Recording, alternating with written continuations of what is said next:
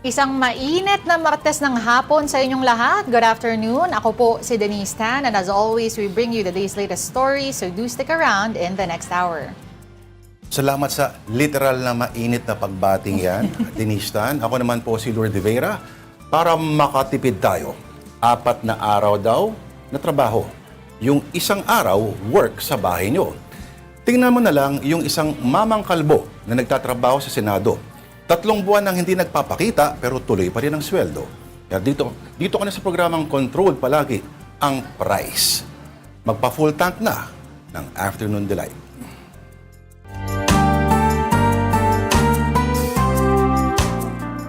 Okay, adjust pa lang ng Marso pero medyo actually challenging na talaga ang buwang ito, no?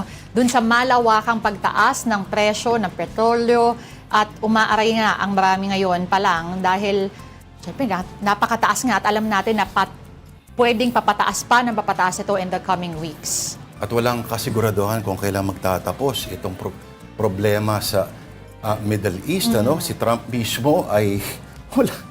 Nung una may binibigay pa mga 2 weeks daw, pero ngayon palabo ng palabo. At ang mokong na yun nagawa pang mag-golf habang nagkakaproblema ang buong mundo. Distress daw siya para mag-distress. No? Sana all nakakapag ganun. Anyway, Pero maraming work from home ngayon. Oo. Yun nga lang, yung isang kaibigan ko, medyo bad trip yung pamilya niya sa kanyang work from home. Bakit? Kasi ano siya, embalsamador. Medyo mahirap nga yun. Hindi, pero kidding aside, medyo marami tayong kakilala, no, na pag work from home din daw kasi ang hirap kasi you have to squeeze everything in kahit yung mga kailangan asikasuhin face-to-face, may nagkakaroon ng konting delays. Tapos minsan hindi mo ma-separate kung ano yung hanggang kailan ka na lang matatapos. And you also have to complete your hours in some companies. Sa totoo lang, Diba? Oo. parang nilipat mo lang din yung gastos, internet connection, kuryente, sa ano, doon sa empleyado. I-extend Unless- din nila yung hours eh. Oh. Unless may pahiram sila, mga libreng load, mga ganyan. Sana all, may ganyan. But again- Anyway, may mga LGU nga, partner, na yun nga, ini-implement na yung 4-day work week. Yung iba pa ay Friday ang walang pasok. So isipin mo, 3 straight na araw. Parang long weekend na. Oo. Pero again, we are monitoring that issue that we're all dealing with right now. At marami po tayong balita. Ano? Ngayong Martes, we have our mobile journalists bring us the latest throughout the show. Nag-ikot sa mga gasolinahan si Mojo Arles de Los Santos habang nag-check naman sa transport sector si Mobile Journo Ivan Tarinque. Nasa House of Representatives si Amy Atienza at sa Senado naman ay si Marymon Reyes, and both are checking measures lawmakers are laying down to ease the impact of the Middle East conflict on Filipinos. We will also hear from mobile journalist Ray Vicente tungkol naman sa planong taasan ang pasahe. Alright. At mukhang seryoso kasi naka-line up na sila dyan sa ating screen, ano? Siyempre, kukumustahin din natin ang sitwasyon sa mga lalawigan. Nasa Metro Cebu pa rin ang ating One News Desk Daily Israel. Abang si Briel Montalvo ang toka naman sa mga gasolinahan at mga palengke. Pag-check nila sa Davao City. Later on, News 5 Malacanang correspondent Maricel Halili will also be giving us updates on President Marcos's working visit to New York at ang kanyang speech doon tungkol sa kababaihan at kung paano raw ina-uphold ng Pilipinas at binibigyan ng daan para sa kaunlaran ng kababaihan. Kaya umpisa na natin ang balitaan sa scene of the crime. Hindi po sa United Nations, kundi sa gas stations. Nag-ikot-ikot kanina lang ang ating mobile journal, Arles de Los Santos. Arles, saang mga gas stations ka nakarating at nako, may mga nakapila ba? Anong sitwasyon doon o parang ghost town na ang mga gas stations ngayon? Lord, alam mo, inikot natin yung mga pangunahing gasolinahan dito sa Taguig City kung saan ayon sa mga motorista nakalulula at nakapanghihinayang daw yung presyo ng mga petrolyo sa ngayon dahil daw yung dagdag gastusin sa gasolina, bunsod ng price pump ay pwede raw sana na magamit nila panggasto sa kanilang pang-araw-araw pero imbes na papunta nga roon, doon daw sa mga petrolyo o gasolina mapupunta ang mga ito. No? Pagpatak kasi ng alas 6 ng umaga, Lord, ay pinatupad na ang big-time oil price hike sa buong Pilipinas Pero sa kabila ng nakabubutas ng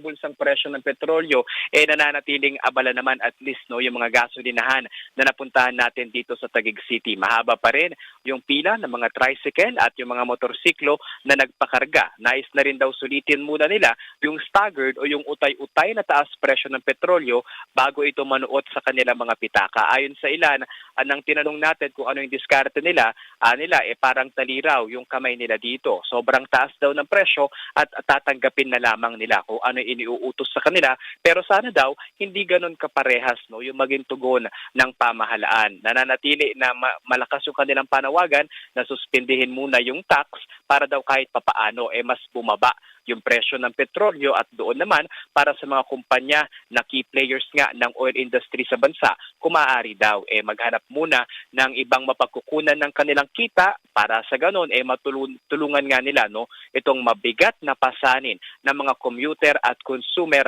kaugnay ng mga produktong petrolyo. May mga natanong ka ba, Arles, kung bakit hindi sila kahapon nagpakarga? Kasi kahapon, mura-mura pa ng 5 piso. At bukas, may 7 pesos agad. At 5 to 7 pesos ang dagdag. Aware ba sila sa mga itong dahan-dahan na pagpatong ng mga presyo, Arles? Pagtaas? Lloyd, merong ilan na aware doon sa utay-utay, yung staggered nga na tinatawag na oil price increase, pero yung iba kasi, yung mga panggabi na pumasok sa trabaho, hindi nila alam na Tuesday pala magsisimula, So paglabas nila ng mga opisina kaninang alas 6, alas 7 ng umaga, meron ng plus 5 pesos doon sa kanilang mga oil products na kanilang usually na binibili nga, Pero nakita natin, Lord, mas madami yung parang papatsiin na muna yung kanilang mga panggas. Yung instead of ipa-full tank daw nila na nagre-range ng 298 pesos, baka daw pwedeng paisa-isang daan muna. Nang sa gayon daw, parang pagkakasyahin na muna nila kung hanggang sa naabot yung 100, and everyday parang 100 lang yung magiging budget nila basta makauwi sa kanilang tahanan at makapasok sa kanilang mga trabaho. Tinanong din natin, Lord, kasi syempre kasama sa mga pinaka-apektado nito, yung ating mga tsuper na mga kapatid, ayon sa kanila, hatirin yung posisyon, kung pwede raw, wag sanang dagdagan agad yung pamasahe ng mga commuter kasi baka daw mas piliin na mga ito maengganyo na sumakay sa mga kakompetisyon nila na mga ride-hailing apps at TNVS kung sisikip o liliit yung pagitan ng presyo sa kanilang mga sinisingil, tignan daw sana yung iba pang option kasi yung ilan din, Lord, naghahanda na agad ngayon pa lang, ng parang yung subsidy, yung mga papeles para doon, para kung magkaroon man daw, makasama at mauna sila sa listahan. Okay. Arles, okay, 2 things. Doon sa mga inikot mo na gas stations, kasi naglabas tayo kahapon ng advisory sa iba-ibang gas companies kung magkano yung iaangat nila. Nasunod naman ba yan? And second question would be, doon sa mga nakausap mo na nagsasabing wag munang itaas sana yung pamasahe, do they plan to also extend their hours every day? Denise, at least doon sa mga nakita natin, yung Petron, yung talagang pinakamababa, yung singil, nakita natin doon kumpara talaga sa iba na mas mataas. Even before pa yung oil price hike, nakita naman natin yan. But I think yung concern din talaga ng mga tsuper is kung hindi man nga, kung yung ilan kasi hindi payag, ang ginagawa nilang diskarte, usually daw kasi din is yung 450 pesos nila, kagaya ng isang biyahe dito mula sa Arca South or FTI Taguig City papunta ng Mall of Asia Arena, yung biyahe na yun, yung Pasay, kahabaan na yun, parang 450 pesos, nakakatatlong biyahe na sila dati ng balikan. Pero ngayon daw, yung 400 pesos, halos isa't kalahati or dalawa na lang kasi yung iba malakas nga yung maraming tigil, 'di ba? Hati-hati yung kanilang tigil. So dama nila hindi naman daw sila pikit mata doon sa taas ng presyo, pero doon sa diskarte medyo nakukulangan sila kasi baka daw kapag nasobrahan silang mamaluktot makulangan din naman sila ng kanilang kikitain. So parang they're really demanding doon nga sa balance ng kanilang tugon bilang mga consumer din naman at ng gobyerno nga na dapat daw ayon sa kanila ay umalalay. Arles, last question. Alam kaya ng mga kababayan natin, alam kaya mga nakausap mo, na meron pang next batch na mga nakaka-nosebleed na taas presyo next week. Actually, Lord, wala silang kadamihan doon, no? Walang idea na meron pang ang next week. Meron tayong nakita kasi kahapon doon sa inilabas ng DOE na parang 1 pesos each day, no? Hanggang sa ma-reach nga yung 7 pesos na increase nila, no? That is at least for Chevron, para yun sa gasolina lang. Pero kapag dating sa diesel, 17 pesos, mag-e-extend yan hanggang sa weekend ng 250 pesos. And possibly, tumaas pa yan sa paparating pang mga linggo, nakadepende kung tataas pa at magpapatuloy nga yung tensyon doon sa kanlurang Asya. At hindi lamang magtatapos sa petrolyo para sa mga sasakyan ang usapin ng price increase, kundi posible din daw sa kuryente na tataas. Siguro they're expecting ng nasa 16%. Lloyd. Alright, maraming salamat sa iyong ulat. Ang ating mobile journal, Arles de los Santos. Meantime, the government is scrambling for ways to ease the impact of fuel price hikes on the transport sector. For one, the LTFRB says it is readying the rollout of fuel subsidies for affected drivers. The agency is also ruling out a fare hike, at least for now. Para bigyan ng muka ang balita, Mobile Journal, Ivan Terinque. Kamot ulo ngayon ng mga PUV drivers sa 3 araw na staggered oil price hike na sinimulang ipatupad ngayong araw. Day 1 na nga ngayon ang utay-utay na taas presyo sa petrolyo. 60 hanggang 66 pesos na ang presyo ng gasolina kada litro. Nasa 63 hanggang 75 pesos naman ang diesel. Habang umaabot sa 108 pesos ang kerosene kada litro. Hanggang 13 pesos kasi ang nadagdag sa kada litro ng gasolina. Halos 25 pesos sa litro ng diesel. At hanggang 38 pesos and 50 centavos per liter sa kerosene. Pero kung akala nyo todo na ito, meron pa ulit sa Miyerkules na hanggang 4 na piso kada araw. Talaga mapapailing na lang ang mga jeepney driver tulad ni Mang Pio. Kung kami, wala kayong magagawa dyan, kundi talaga magtitiis. Kahit ayaw mong tumaas yan, wala kang magagawa dyan. Sabi naman ng Land Transportation Franchising and Regulatory Board o LTFRB, nakahanda na ang tulong para sa mga apektadong PUV driver. Halos 146,000 jeepney drivers ang target na makatanggap ng fuel subsidy sa pamamagitan ng fuel cards at land bank. Ang aming proposal ranges from 10,500 to 12,500, no? That will last po siguro 12 to 14 days. Tapos mauubos na rin po yan. Pinag-aaralan din ng ahensya ang posibilidad ng service contracting. Pagtitiyak din ng LTFRB, magiging last resort ang taas pasahe. Karaniwan kasi, sa bawat 10 pisong pagtaas ang presyo ng langis, piso dapat ang itataas ang pamasahe. We will have to redo our numbers when we gave our recommendation for a provisional fare increase. Iba na ho yung numero ngayon, no? Pinakamalaking tanong ngayon para sa mga mamamayan, kung magpapatuloy pa ang gulo sa gitnang silangan, kakayanin pa ba natin ang magiging epekto nito? Mga kapatid, Mobile Journal Ivan Terinque po, hatid ang muka ng balita. Of course, provinces are not spared from the big-time oil price increases. In Cebu, the Energy Department is also conducting inspections of gasoline stations to ensure that none are overcharging motorists. So we bring in our man in Cebu, Dale Israel. Dale, okay, kamusta dyan? Mahaba ba pila kahapon at ngayon ba ay may mga pila? Mayong hapon, Lord and Denise. Yes, last night, mahaba yung pila sa mga gasoline stations dahil medyo mura pa yung gasoline prices dito. Pero during our rounds in today's several gas stations here in Cebu City, we noticed that the petroleum prices have already increased. Some stations now sell gasoline at 63 pesos while diesel is at 71 pesos. But there are also ones that sell for 72 pesos. The gas station said that this is about 11 pesos increase on average. The DOE Central Visayas told us today that they receive a lot of complaints here in Cebu and are taking action on these complaints. The DOE inspection of gas stations going in Mandawi City as of now and will be making rounds later here in Cebu City. Meanwhile, Cebu City Mayor Nestor Archival wants to reinstate the city's local price monitoring council. That is because he wants to investigate reports that gasoline prices here in Cebu or Cebu City are more expensive compared to Manila and other areas of the country. Mayor Archival wants the Department of Energy, along with police and DTI, to be included in the Price Monitoring Council. The province has also implemented a 4-day work week since yesterday.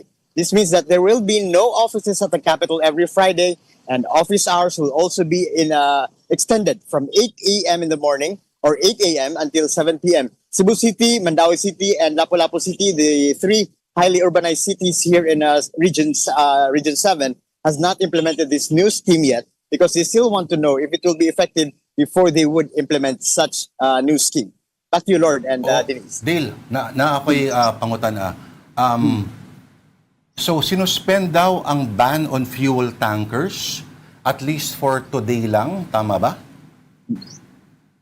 What we got from Mayor Nestor Archival is suspended yung truck ban. Yes, Kasi ang truck ban suspended dito sa Cebu City dahil they would want to have a more efficient time travel from truck ban.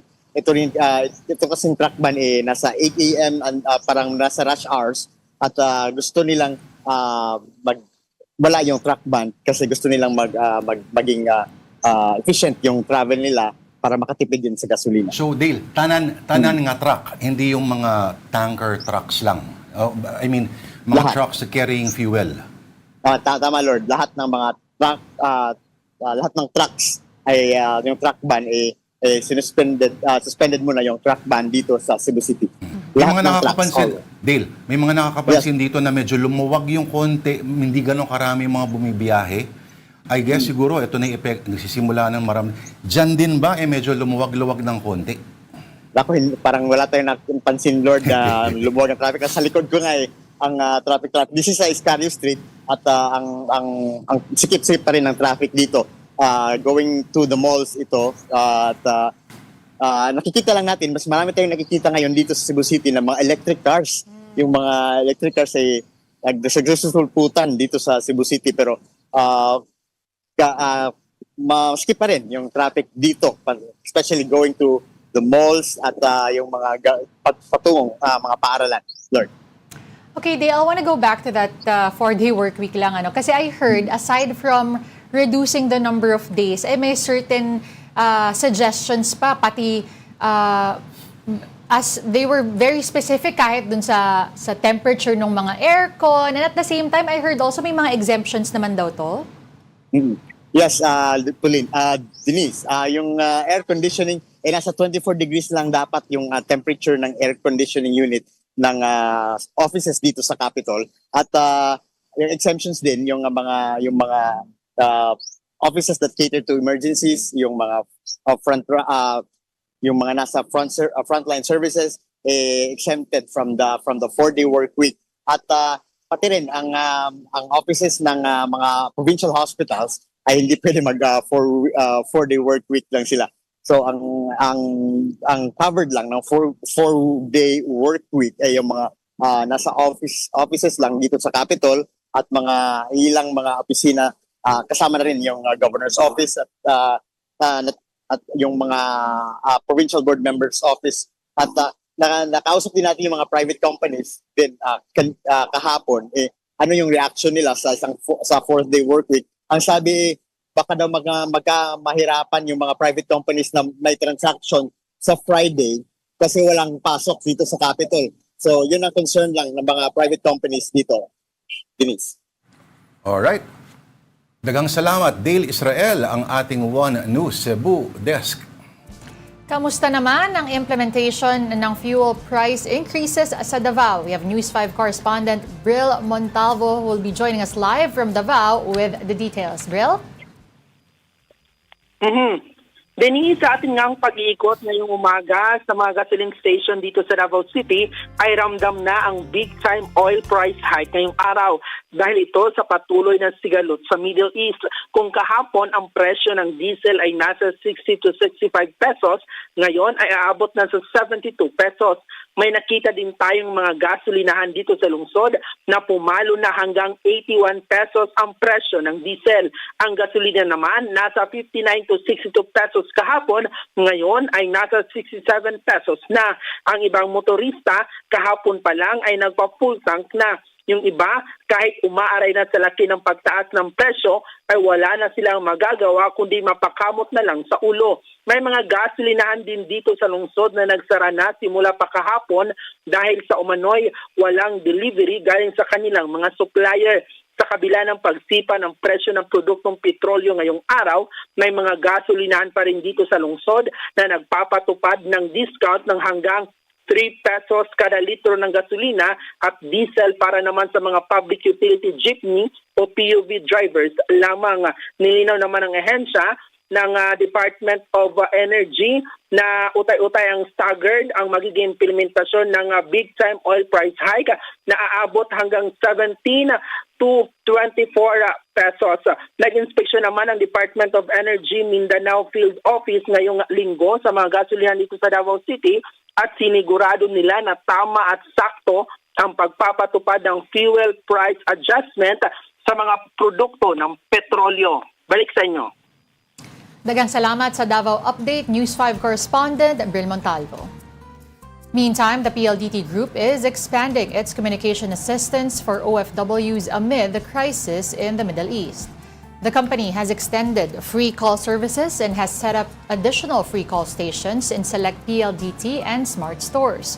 Free calls to the Philippines through the Tinbo app will also remain available for users in several Middle East countries until March 15.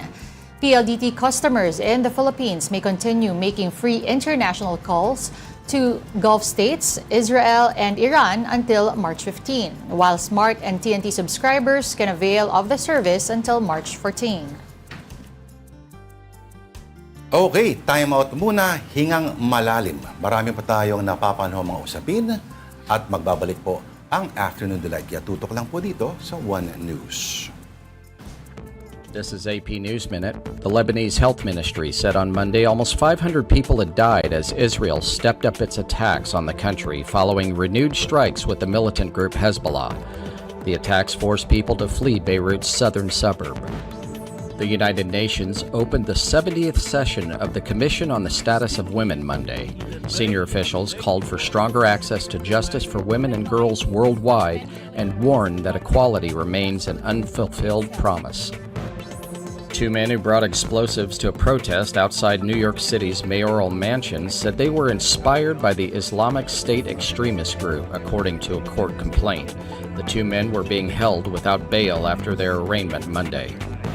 And a French woman continues to care for hedgehogs at a rescue center at her home near Paris, where she has treated more than 1,000 hedgehogs in 8 years.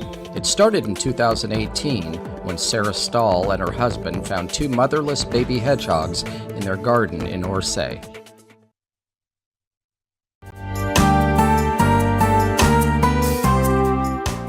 This is AP News Minute. Iran has named Mujtaba Khamenei to be its new leader. He's believed to hold views that are even more hardline than his father, Ayatollah Ali Khamenei. The elder Khamenei was Iran's supreme leader. He was killed at the start of the war as Israel and the United States attacked Iran. Oil prices are soaring around the world. Iran's stranglehold on the Strait of Hormuz has all but stopped oil tankers from moving through the strategic waterway. Iran has also launched missiles and drones at oil facilities in countries including Saudi Arabia and the UAE. Israel continued strikes against Iranian-backed militants in Lebanon. Lebanon's health minister says the fighting has killed hundreds of people, including dozens of children. Fragments from an intercepted Iranian missile reached Israel's Tel Aviv area on Sunday. The U.S. military says it struck a suspected drug smuggling boat in the eastern Pacific Ocean. It says 6 men were killed. Alright, this is still Afternoon Delight on One News. Gimmick lang yun. Ako po si Lourdes de Vera. At ako naman po si Denise Tan. Magandang hapon pong muli. Alright, on to the news.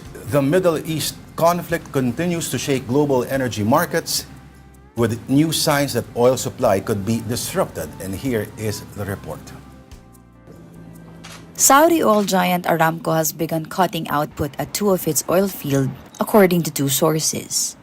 This comes after the vital Strait of Hormuz was choked by the U.S.-Israeli war on Iran and subsequent attacks on the waterway. It was not immediately clear at which fields and by how much production was being curtailed. Several of Saudi Arabia's neighbors, which have also been subject to attacks, have also cut production. Analysts warn that the conflict could usher in a prolonged period of geopolitical instability that may keep global oil and gas markets on edge for years. Global oil prices surged as much as 29% on Monday, with prices nearing $120 per barrel at one point.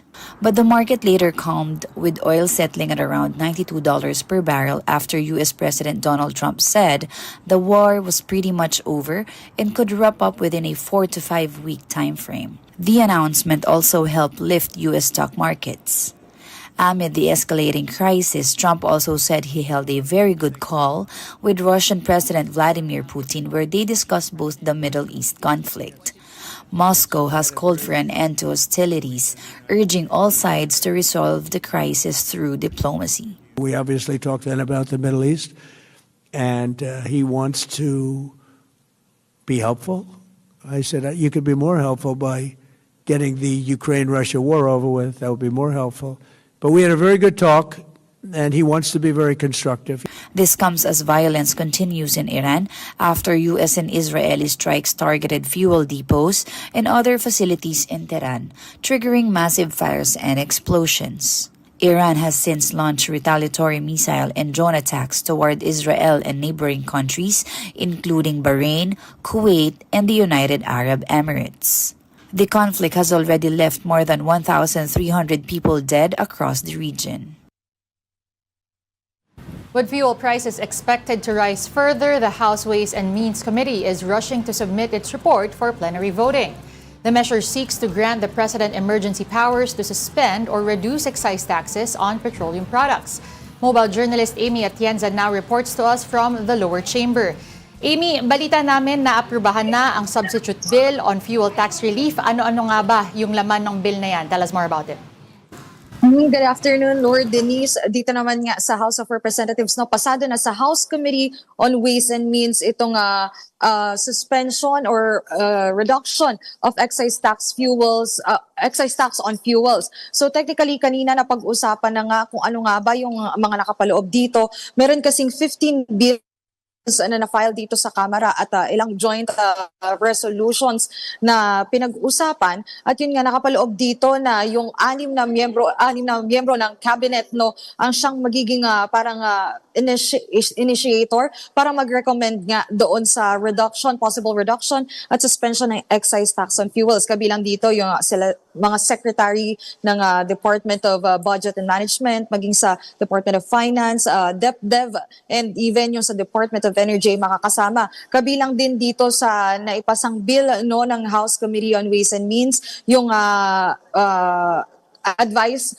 na mayroon yung Bangko Sentral ng Pilipinas para nga may pagpatuloy ito. So sa Kamara, usapan niyan later on today sa plenary session na magsisimula at around 3 p.m. At aasahan nga natin na magkakaroon pa ng ibang amendments dahil may mga possible recommendations din yung ilang mga mambabatas dito mismo sa Kamara para nga mas maisaayos itong possible suspension sa excise tax on fuels. So aasahan din natin, no, na matatalakay din yung sa possible tax credit na maibibigay sa oil companies sa ating bansa dahil na nga rin sa kabawasan nitong revenue na makukuha natin, lalong-lalo na dahil nga possible na masuspend itong excise tax on fuels. Nagpupulong ngayon ang mga komite ng Energy at Trade and Industry dyan sa Kongreso. Ano raw ang tinatalakay nila in particular, Amy?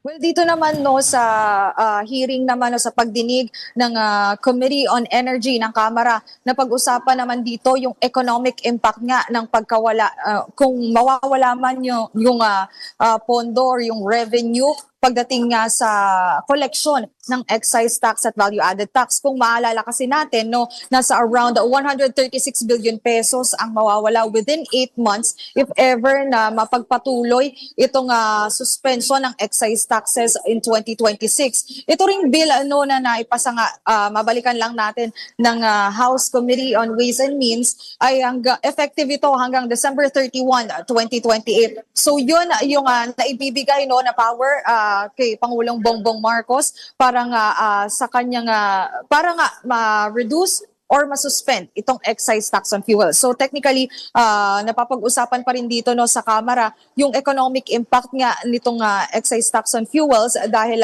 may posibleng epekto rin ito sa inflation maging sa GDP, sa gross domestic product ng ating bansa. Maganda rin pag-usapan nila kung, alam ba, paano mababawi yung mga bilyon-bilyon din ng mga nadenggoy, no? Nito mga kontratista at iba pang kanila mga kontsaba. Pati na rin yung mga tax evaders.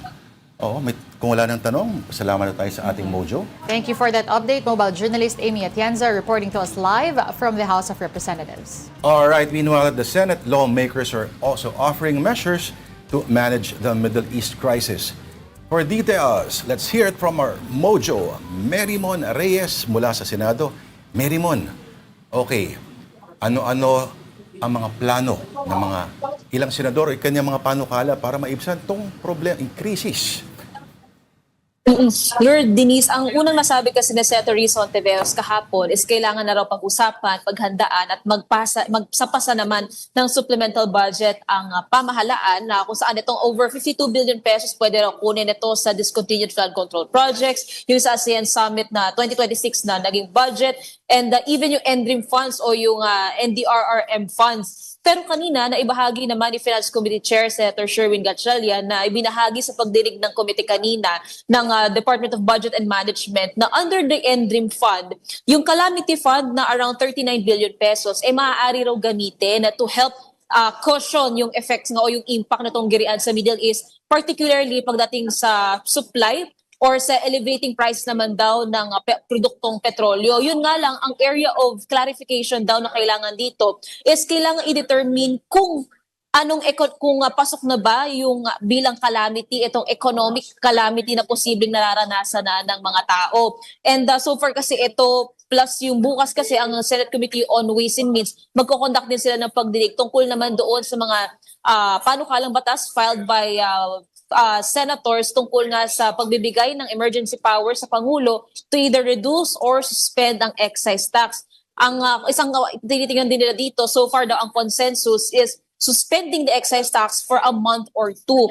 But then again, ang isang kailangan pa rin tingnan dito, yung average pa rin, nasa loob ng 30 days, kung nananatiling $80 per barrel itong presyo nga ng produktong petrolyo o ng crudo, doon pa lang magagawa yung pinaka-pag-suspend or pag-reduce ng excise tax. Ang sabi rin ni Senator Sherwin, bukas din ipupush niya rin yung magiging proposal na imbes na hihintayin pa yung average of $80 per barrel within 30 days, or after 30 days, kung kaya daw makita na nagkaroon ng pagtaas ng over 50%, within 2 weeks, dapat yun yung proposal niya na kung maaaring magamit na yung emergency power. But then again, ang sabi rin ni Senator Sherwin, kaya daw ng kanilang timeline kasi yung sinasabi naman bukas kapag dumaan na sa committee hearing, plenary session sa hapon, pwede naman daw nilang isuspend yung 1-day gap for the deliberations, for the debates, for the interpellation or amendments para mapasa agad to on first, on second reading, and then on third reading. Ang maganda kasi dito, pagka naipasa na yung emergency powers na nag-expire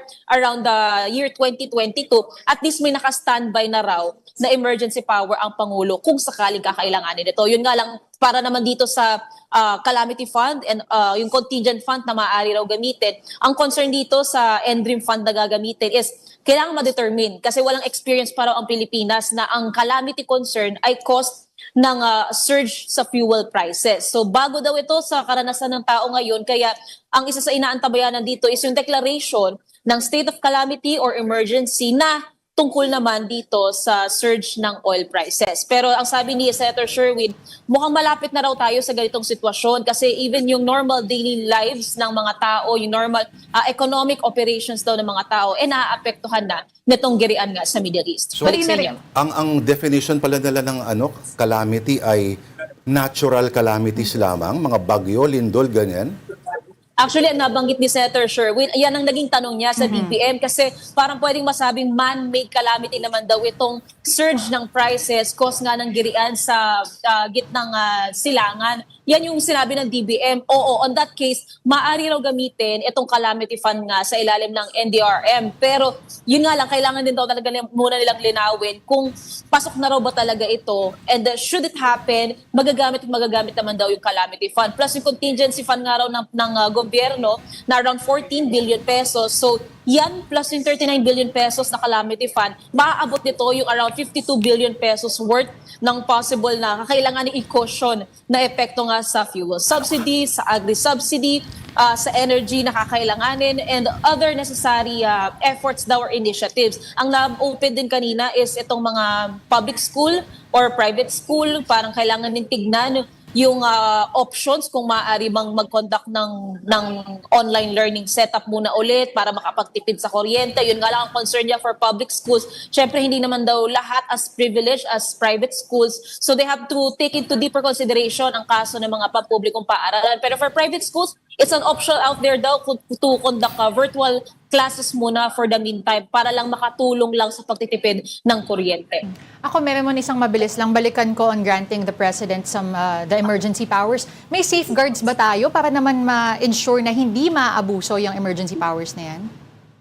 Yung sa ilang versions kasi ng Senate bills na nakafile dito, may nakalagay doon na it should be upon the recommendation of the Department of Finance, the Department of Energy. May ilang nakalagay doon na kapag nag-subside na yung issues or yung considerations na nagfa-factor in kung bakit kailangan i-suspend or i-reduce yung excise tax.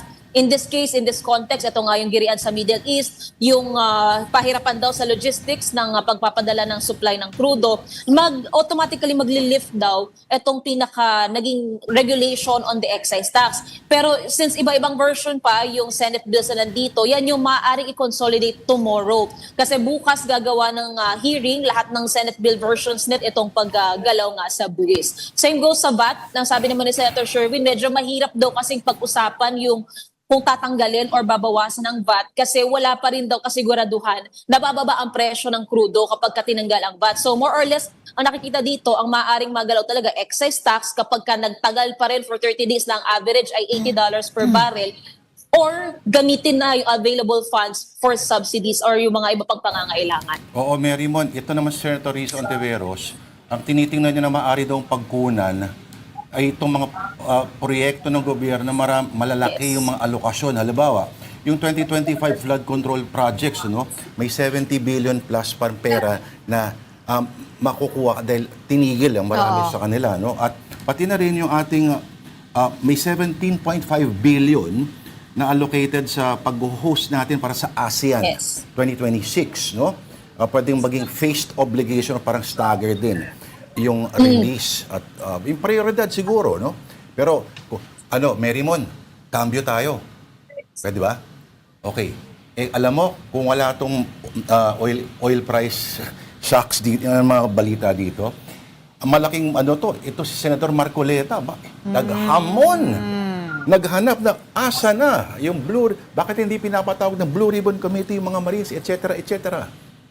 Lord, mamayang hapon. Actually, around 3 o'clock in the afternoon kasi sa pagsisimula ng plenary session, nakita natin part ng agenda ay may privilege speech dito si Senate President Pro Tempore Ping Lacson. Ang nasabi niya, ang naibahagi niya sa media kahapon, ngayong araw sasagutin daw ni Senator Ping lahat daw nitong alegasyon or yung parang baseless na mga sinasabi ni Senator Rodante Marcoleta. Yung isa tungkol doon sa Senate sa partial Blue Ribbon Committee report, ang pinaka-procedure daw dito, siya ang pipirma bilang chair si Senator Ping at irurutan niya ito sa mga senador. So hindi raw, kumbaga opposite ito sa nasasabi ni Senator Marcoleta na hindi niya pa raw natatanggap or hindi niya pa raw nakikita yung kopya ng partial Blue Ribbon Committee report. Same goes din doon sa pagbabay nga sa yung pagkatao nitong 18 uniformed men, yung sinasabi nga na ang question kasi dito ni Senator Marcoleta, bakit hindi raw nagpapatawag ng pagdinig ang Blue Ribbon Committee doon nga sa allegations ng 18 uniformed men na kesyo may iba pang mga nakakatanggap pa ng cashback related again to former Representative Congressman Zaldico. So lahat ng sagot dyan, maririnig natin more likely mamayang hapon mula dito kay Senator Ping. Ang sinasabi nga lang kasi ni Sen Ping nitong mga lumipas na araw, ayaw niya talagang parang gatungan pa yung nagiging conversation on this one. Pero mukhang later, yung privilege speech ni Senator Ping magiging malaman. Enough is enough, ika nga ng Senador. Maraming salamat sa iyo ang ating mojo sa Senado, Mary Mon Reyes. At this point, we bring you more stories still related to the ongoing Middle East crisis and its impact. Meralco consumers can expect higher power bills this month. That's after the power distributor announced a 64 centavo per kilowatt hour increase for the March billing period. The households consuming 200 kilowatt hours, that means about 129 pesos more in their monthly bill. Meralco says the hike was mainly driven by higher transmission charges following a sharp rise in ancillary service costs incurred by the National Grid Corporation of the Philippines from the reserve market. As we reported earlier, lawmakers are moving to fast-track a bill suspending the fuel excise tax amid the spike in global oil prices. Senate President Vicente Soto III said the Senate and House are coordinating with Malacanang on measures that could ease the impact of the Middle East crisis. This includes a proposal to grant President Ferdinand Marcos Jr. special powers to temporarily reduce or suspend the tax. The Middle East conflict is also roiling Philippine financial markets. The peso opened stronger at 59.25 against the dollar, recovering from Monday's record low of 59.50, which surpassed the previous 59.46 level set in January. Meanwhile, the PSE index opened 1.3% higher at 6,085. That's a day after the market posted its steepest one-day drop in nearly 6 years. At sa gitna ng sumisirit na presyo ng petrolyo, humihirit naman ang dagdag pasahe ang mga tsuper. And for the details, we have our Mojo Ray Vicente reporting to us live from Quezon City. Ray, hindi ba masakit na masyado sa bulsa ng mga commuter yung hiling na dagdag na 5 pesos pamasahe? Pops Sir Denise, magandang tanghali. Tama kayo dyan. Nasa 5 piso ang hinihirit ng transport group na piston.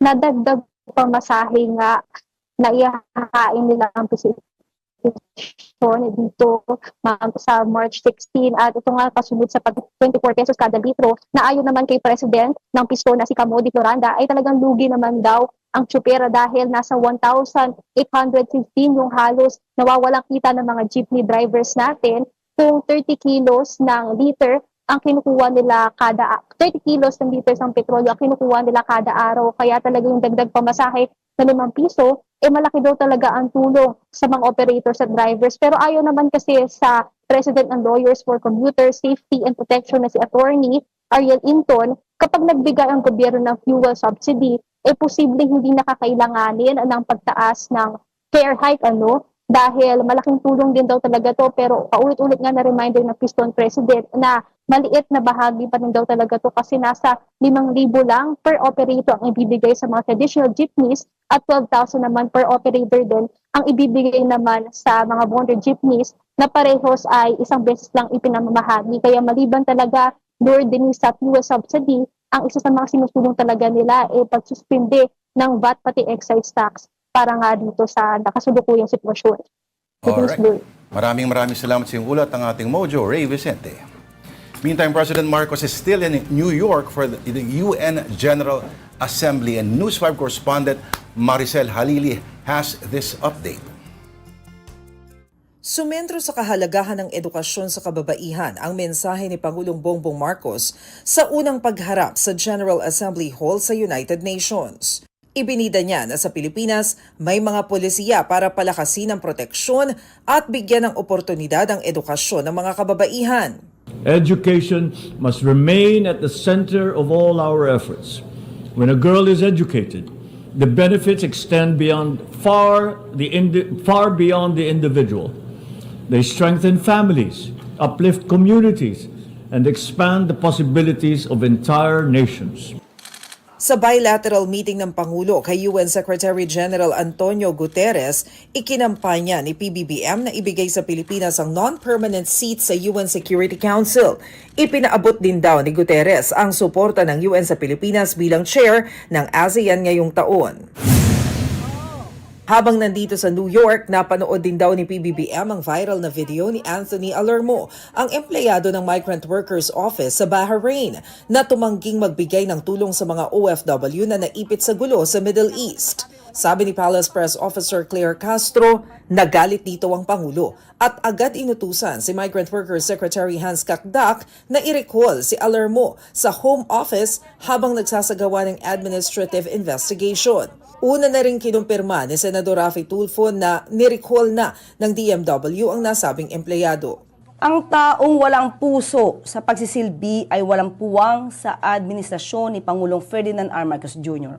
Kung hindi po nyo nais na magsilbi sa ating mga kababayan ng buong puso, kayo na po ang voluntaryong bumitaw sa inyong posisyon. Hindi naman daw nagulat ang Malacanang sa record low na 59.50 na palitan ng piso sa dolyar. Nakahanda naman daw ang Bangko Sentral na mag-intervene kung kailangan. Pero sa ngayon, muling sinabi ng Malacanang na isa-certify as urgent ng Pangulo ang panukalang magbibigay sa kanya ng emergency power para tanggalin ang excise tax sa produktong petrolyo. Hinihintay lang daw niya ang committee report mula sa Kongreso. Paalala lang nila sa mga nagpa-panic buying at umaabuso sa presyo. Hindi po kailangan magkaroon ng panic buying dahil kumpleto naman po at inapa po ang supply, lalo-lalo ng ating fuel at ng ating mga basic commodities. Na may batas sa mga aksyon ng hoarding, profiteering, hindi po kayo tatantanan ng ating pamahalaan dahil kayo po mismo ay madidimanda.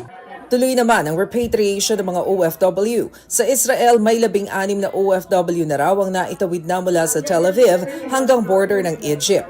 May 20 OFWs na rin daw sa Dubai kasama ang 9 nilang dependents na nadala na sa Oman para ma-repatriate pabalik ng Pilipinas. Kasabay nito, tiwala si US President Donald Trump na matatapos na ang gyera sa Middle East. Katuwang ang Israeli military na durog daw nila ang Iran. Nauubusan na raw ng missiles at drone ng Iran na ginagamit nila sa pag-atake. Pero meron ding babala sa kanila si Trump, paigtingin ang military action kapag patuloy nitong hinostage ang global oil supply. Matatanda ang isinara ng Iran ang Strait of Hormuz, isang importanteng ruta sa mga oil tankers sa rehiyon, kaya mas mahaba ang binabagtas nilang mga ruta na nagpapamahal sa shipping costs. Again, this is Afternoon Delight on One News. We just need to pause for another break. We'll be right back.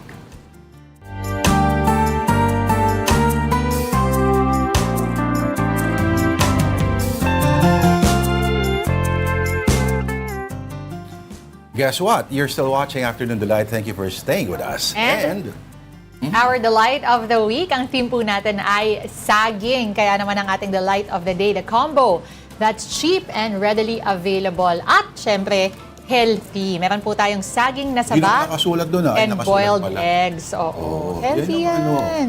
Yan ang diet ng mga pulis. Oo, good source of carbs and protein. Correct. Ito protein na to.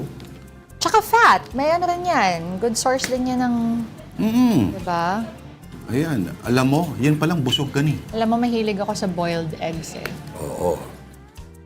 Napakahirap kumain ng boiled egg na walang asin. Diba? Mamaya papanood ko sa yung video ng dati kong Shih Tzu na marunong magbukas ng balot. Ha? And like our Delight of the Day, tipid mode rin ang social media stories natin. On the Philippine Star via live, sabay pa running tayo. on sun. Is going solar at home worth it? Siyempre. Actually, ongoing discussion nga to, no? Even before the crisis in the Middle East. Kasi nga sinasabi nila, malaking investment siya, mahal siya from the start, pero talagang halos wala ka nang binabayaran sa bahay mo pagdating sa electricity because you get it all from the sun. Kaya nga lang naman kasi, pupuhunanan mo. Like in this article that we saw, 250,000 daw yung kanyang inilabas and then ang forecast is mababawi niya in 10 to 12 years. Pero at least, kung ikaw ay isang homeowner na walang balak lumipat or talagang heavy, you use your, let's say, air conditioning heavily or your lights, talaga namang sulit ka dito kahit sabihin mo na mga 10 taon ka pa bago mag-ROI. Yung kaibigan natin na si Michael Fahatin, nag-solar na, may endorse siya isang ganyan. Malaki-laki, pero nabawi niya na raw or mababawi niya na. Talaga? I think depende sa depende sa consumption mo talaga. Pero kung meron ka naman talagang, pang-kapital, why not, diba? Explore that option. Or siguro sana may mga negosyo na mas papababa pa or bigyan ng magandang terms. Oo. Yung mga tulad kong hampas lupa na kape. Yun lang, yung alam mo yun, hindi kayang magbayad ng malalaking. Oo. Well, to be fair, ano naman to kasi to, talagang big life upgrade naman to. Hindi naman siya necessity, ano. Pero kung merong extra, why not? Huwag kayong matakot sa, paano pag umulan? Hindi po ganun katangay yung mga solar engineers. No? Industry, makakala kasi nila parang mga cellphone na baterya. Parang si EV din. Paano pag nawala ng charge? Oo. Relax lang. Naisip na nila lahat yan. Opo. Okay, sige, move on tayo sa susunod nating storya. This one actually is still on the Philippine Star via live. Small habits that could cut your electricity bill. Ano ba yung mga yan? Ako yung mami ko, yung sa tanggal ng saksak. Madalas yan mag-remind ng ganyan. Sa inyo ba, ano? Ay, nanay ko kasi reyna ng sarcasm yun. Ay, ang galing, no? Bayari ka ng Meralco. Oo. Ganyang mga hirit. Actually, isa sa mga tips dito, yung kortina, na if you want your room bright, imbis na magbukas ka ng ilaw, pwede mo naman buksan muna yung bintana, ayusin mo muna yung kortina to let some light in, diba, ganyan. Pagdating mo na maganda yung kortina ninyo. Oo. Pangit, tanggalin na yung kortina. Diba? Pwede rin, oo. Actually, isa pang tip dito, yung mga gumagamit ng aircon na dinidelay yung mga pagpapalinis ng aircon. Pag mas marumi po yung aircon nyo, usually, mas hirap yung makina, so mas tumataas yung consumption nyo ng electricity. Mas pahaba, tsaka mas mapapahaba yung time na naka-on siya nga dahil nga hirap magpalamig. Makinig kayo sa kanya. Oo, ako'y napaka-kuripot. At maraming mga modern aircon ngayon na, di ba, may nakaprogram na siya ng ilang oras lang. Oo. Kasi hindi mo na buong tulog ka, kailangan mo ng aircon. Popsicle ka na noon. Alam mo kami, growing up, ang practice namin ay may oras lang yung aircon. Tapos, pag magising ka ng konti, isang pindot lang naman ng electric fan balik ka sa tulog. Kasi malamig pa yung kwarto. Pwede naman ituloy-tuloy lang ng electric fan. Magandang idea, isabay. Diba? Medyo malamig nga, circulate lang. Oo. Via electric fan. May nabibili na ngayon i-share ko lang. Meron na pong nabibili ngayon yung mga parang, ano ba tawag doon? Adapter. Na pag meron ka ng adapter na yon, pwede mo nang i-program, let's say, mga electric fan, na para automatic on, tsaka automatic to turn it off. Lahat ng mga tools, lahat ng mga appliances na involves heating, yung mga umiinit, mga toaster, blower, mga ganyan, yan ang mga malalakas sa kuryente. Yan, tandaan ninyo. Alam mo, sa sobrang minsan pag magpapatuyo ako ng buhok, tatapat na lang ako sa electric fan. Tama. Kasi yung blower minsan ang sakit din kapag nasobrahan Ako tipid ako. Again, tuyo na yung buhok ko agad. Grabe naman makatawa yung baba. Sinong ihinga sa'yo? Si Kuya Betong. Okay, sige, batiin na lang natin. Kaya nga parang ang tawag doon yung pag nahihilo ka, yung pinapaamoy sa'yo. Ganun yung dating. Okay. Kaya pala close na close kayo ni Kuya Betong. Okay, batiin na muna natin lahat na nanonood sa Afternoon Delight by live streaming on Facebook, YouTube, and TikTok. Na-imagine ko humihinga sa'yo si Kuya Betong. Okay, sige. Teka lang. Alam ko na. Alex Fuentes watching us. Sino pa? Marion Laja. Tita Redel, Tita Jane Katapia. Hello po. Maging conscious, no? Maging conscious palagi sa kuryente. Etong matinding tanong. Yung mga naka-standby ba halimbawa? Nakapatay yung appliance pero yung saksakan mo naka-on pa rin yung switch. Yung ba'y kumakain pa rin ng kuryente? Yun nga ba'y kumakain? Kasi kami, just lagi sinasabi sa amin is tanggalin Oo, girl. Lalo kapag aalis ka, ganyan. But I don't know if that's more of a safety concern or not. Okay, si Arneline SPL, nanonood sa atin. Hello po, Marian Laja, Elmo Cardenas. Si Titus 1, work from home, tapos embalm sa Amador. Bumenta sa kanya yung joke mo. Produced by Jay-Z. Oh, congrats, Sir Lord, on History. On History with Lourdes Special, latest episode. More power po sa inyo at sa inyong staff. Sabi ni Rodel Alcantara, gusto ko yung kuripot, Ma'am Denise. Agree na agree ako dyan. Now, dapat. I know, naintindihan ko na yung YouTube with ads. Sorry naman. Mahirap po kumita ng pera. Kailangan ng tipid-tipid tayo. May asawa na ako nung nakabili ako ng aircon. Ngayon lang ako naging cool air addict. Sabi ni Jigs89. Johnson Telices, fan mode mo lang. Pag nagising ka sa madaling araw, tipid na rin yun. Sir Rodel Alcantara, may suggestion siya, saging con yelo. ang Ay, gusto for ko this yan. week. Okay. Oo. Sarap naman ng tawa ni Ma'am Denise, sabi ni John X792. Sabi naman ni Emil Frank Kainhog, Oh. sarap. Oo. Tipid tip, wag nang turn off ang ilaw kapag saglit lang naman iiwan ng kwarto. Sabi ni Marlon Mana, wag, ano daw? Wag i-turn off ang... Huwag na patayin. Kasi may mga appliance na, alam mo sa computer, no? Mas marami siyang Kinokonsume. Oo, pag nag-start up. As opposed to nakasleep lang siya. Baka ganun Okay, ang ibig okay, sabihin. okay. Meron pa? Sino pa? Wala, ano na eh, alas 3 na eh. Sige, bawi tayo bukas sa ating mga pagbate. Tipid tayo sa aircon dito. That will have to do it for us this Tuesday, March 10. Thank you for watching Afternoon Delight. Ako po, si Denise Tan. Goodbye, Denise Tan. Join us again tomorrow, 2 p.m. Lourdes de Vera po ang aking pangalan. Kapatid, we are One News, all sides, all the time. Have a delightful afternoon.